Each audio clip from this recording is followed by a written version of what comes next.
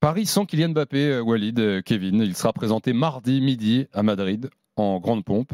Sans sa star, le PSG peut-il être meilleur? On vous attend au 32-16 pour en débattre.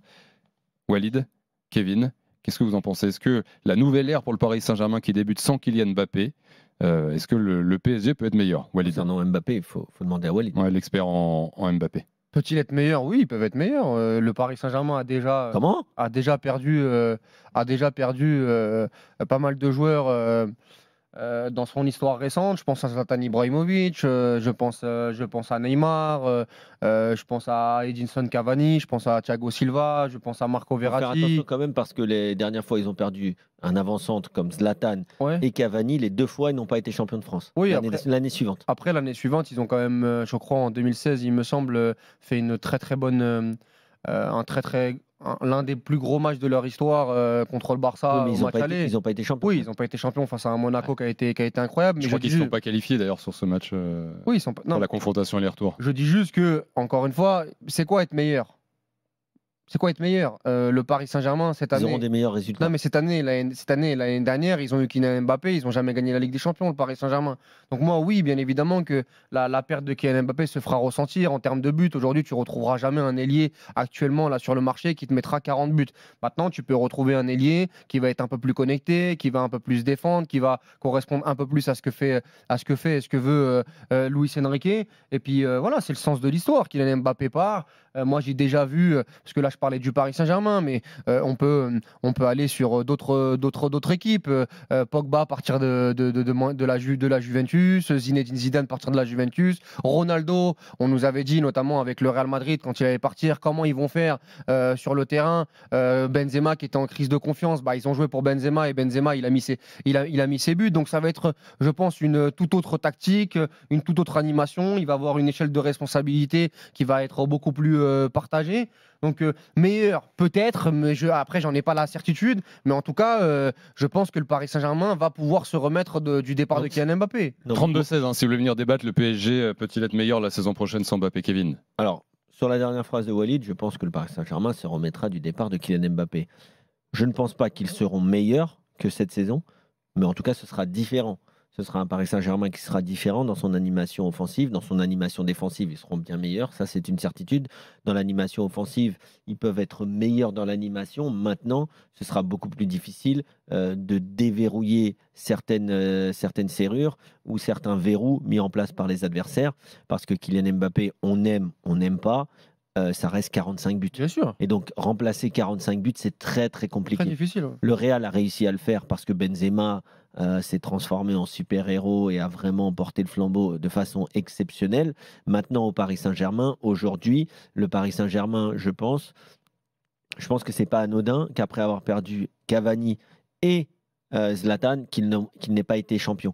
Je ne sais pas s'ils seront champions l'année prochaine, peut-être que oui, mais en tout cas, après, ils n'ont pas été aussi champions avec Neymar et Mbappé l'année du titre de Lille. Oui, mais tu vois ce que je veux dire, c'est-à-dire que ils ont déjà sans Kylian Mbappé, ils ont déjà perdu le titre, tu vois. Non, avec Kylian Mbappé, pardon. Je dis juste que quand ton avant-centre part, celui qui te met les buts, 40 buts, c'est beaucoup. Oui. Comme 44 Cavani. d'ailleurs, même pour être 44. précis. Mais Cavani, c'était les mêmes genres de chiffres. Zlatan aussi. Mais quand Zlatan est parti, Cavani, on disait la même chose. Cavani, il a mis ses pions. Oui, mais ça a mis 2 ans.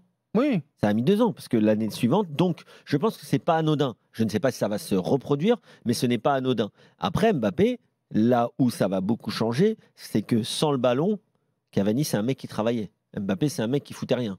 Donc il y a un moment, l'équipe, elle sera de toute façon meilleure défensivement, ça c'est une certitude. Après, offensivement, il faudra voir comment va s'articuler cette équipe. Est-ce que Barcola est le joueur qu'on pense qu'il peut devenir, c'est-à-dire un cadre de cette équipe? Est-ce que c'est un Gvara qui va arriver pour mettre peut-être Barcola sur le banc? Ça dépendra aussi parce que tu as parlé de la Juve qui perd Zidane, mais la Juve qui perd Zidane, elle le remplace par des joueurs exceptionnels qui finalement prennent le flambeau. Tu as raison, donc, il va falloir bien les remplacer. Le recrutement et sera pas que remplacer à gauche, remplacer le départ de Kylian Mbappé doit permettre au PSG derrière d'être beaucoup plus équilibré, beaucoup mieux structuré dans des secteurs importants. Aujourd'hui, mi-juillet, difficile de dire que le PSG sera meilleur. Pour moi, c'est impossible. Ils seront plus équilibrés, oui. Meilleurs, ça, il faudra voir au fur et à mesure de la saison, parce qu'ils peuvent être aussi moins bons. S'ils n'ont pas un mec qui te met. Par exemple, je suis étonné de vous entendre dire ça, parce que j'ai l'impression que sur les derniers mois, Quand on parlait de Kylian Mbappé, c'était devenu limite, fallait mettre, selon certains, fallait limite qu'il soit sur le banc à Paris, Non, mais etc. attends, et là, moi, il y a pas beaucoup moi, de j'ai gens jamais qui ont dit qu'il devait être sur le banc. Il J'ai y a dit pas juste que beaucoup de quand, gens qui ont dit qu'il devait être sur le moi, banc, je dis quand quand même. Luis Il est Enrique, pas mal, quand même. quand il était pas bon et qu'il le sortait, voilà, comme un autre joueur, il devait sortir. Maintenant, j'ai jamais dit, tu m'as jamais entendu dire ici ou ailleurs, Kylian Mbappé contre le Barça, il doit être sur le banc, contre Dortmund, il doit être sur le banc. Le mec, il prend 80 bâtons par an, il doit pas être sur le banc. Tu m'as jamais entendu dire la même chose pour l'équipe de France. Par contre, quand il est mauvais sur le terrain, qu'il est c'est la 60e, bah mon copain, tu peux sortir. Surtout si tu as une attitude qui est pas bonne. Non, mais ça, c'est sûr. Voilà, maintenant, on va pas nier, il faut pas nier que Kylian Mbappé, notamment sur l'échelle de la Ligue 1, c'est un joueur qui est resté hors du commun pour le Paris Saint-Germain. Même au-delà de ses performances, parce que je l'ai beaucoup critiqué cette année, parce que pour moi, il fait sa moins bonne année, même dans le fait de représenter une menace pour les adversaires. De pouvoir avoir des prises à 2 sur lui, ce qui pouvait permettre à d'autres d'être. La vraie question, c'est comment va s'articuler l'équipe du Paris Saint-Germain? Oui, bah ça, on n'en sait rien aujourd'hui, le 13 juillet. Bah, on a quand même des idées, puisqu'ils ont joué aussi sans lui. Oui, C'est-à-dire que ce sera une équipe qui sera plus collective, ce sera une équipe qui sera peut-être portée plus sur un football de possession, parce que Mbappé, ça reste un joueur qui est plus à l'aise en transition et qui a besoin d'espace. Et Luis Enrique, bien sûr, qui sera déterminant aussi dans ses choix, et même si on a déjà parlé du recrutement. Mais le souci, c'est que l'arme fatale, ça restait quand même qu'il arrivait toujours à débloquer une situation, même s'il était des fois nul dans un match, bah, sur 2 fois 30 secondes, et bah, il arrivait sur un coup de patte. comme ça a été le cas à l'aller par exemple contre la Real Sociedad, Ouais. ou même au retour, où il est bon sur 3-4 actions, mais c'est pas non plus un match. De toute façon, ça a jamais été. De toute façon, c'est un joueur C'était l'un de ses d'éclat. meilleurs matchs quand même, la Real Sociedad. Oui, mais ça reste un joueur d'éclat. Oui. C'est pas un joueur qui met sa patte sur le Oui, jeu. qui est dans un jeu continu. Voilà, c'est pas Tu du vois, tout. je viens de regarder 2016-2017, quand ils perdent le titre contre Monaco.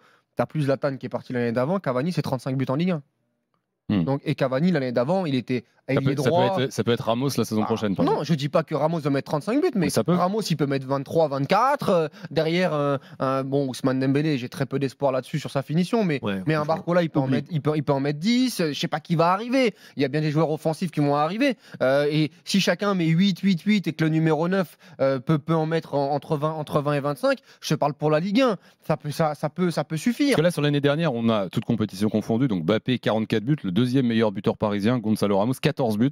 Et ensuite, il y avait Vitinha et Colomoni, 9 buts. Donc Ramos, 14 buts avec le nombre de minutes qu'il a joué. Tu peux espérer que en jouant un peu plus pour lui, après, il faudra voir si Luis Enrique aime Gonzalo Ramos et il veut jouer avec Gonzalo Ramos. Il va en mettre un peu plus. Il y a une certitude aussi, c'est que tu vas jouer le Paris. En tout cas, je ne parle pas des petites équipes, mais disons les 10 premières équipes. Elles vont jouer le Paris Saint-Germain sans Kylian Mbappé.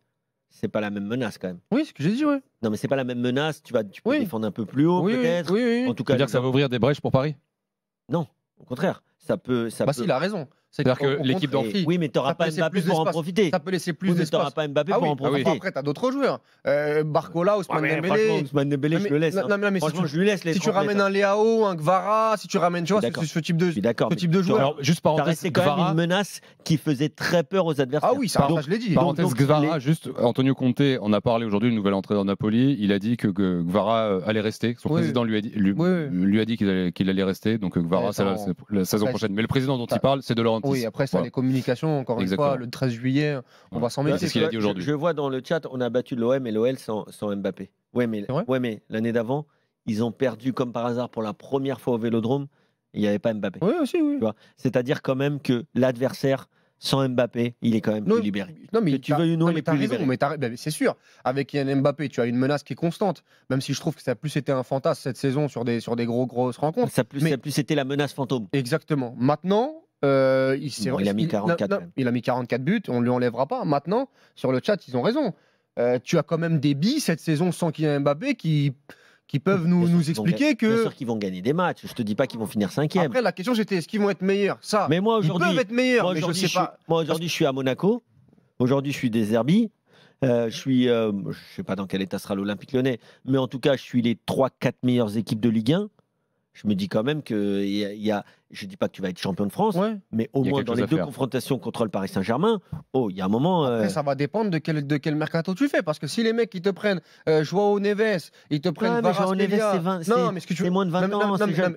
Pour l'instant, si ils ont c'est- pris Safonov, le gardien russe. Voilà. Mais je sais pas qu'on- 13 juillet, on en est là. On utilise Non, le mais- si. oui, oui. On utilise le si. Très Oui, oui. juillet, Mais c'est moi, quand je même- donne juste les Ouais, infos mais là. quand même, Aujourd'hui, un à un mois mois de de la reprise. Les Voilà, gars, moi j'ai c'est- fait un avis tranché hier soir où j'ai dit il va falloir à un moment donné que ça bouge un petit peu, au moins dans les intentions. Ouais. Et j'espère que ça bouge parce que nous, On t'a pas écouté, désolé. je le redis, je le redis ce soir. Non, Laurent, Donc, je vais t'écouter. d'accord, ok. Écoute-moi, je crois que je le fais à 23h05 Je vais me faire le podcast. hier soir. Ok. Mais donc, oui, bien évidemment qu'il va falloir bouger. Mais je me dis que le Paris Saint-Germain, dans un mercato post-Kylian Mbappé, ils peuvent pas rien faire. Ils peuvent pas. Et quand ils feront, ce sera beaucoup plus qu'un Miko Tadze à Ils Monaco, sont quand même moins- qu'un Ismaël Koné Ils à sont quand même- ils sont à quand- Marseille, quoi.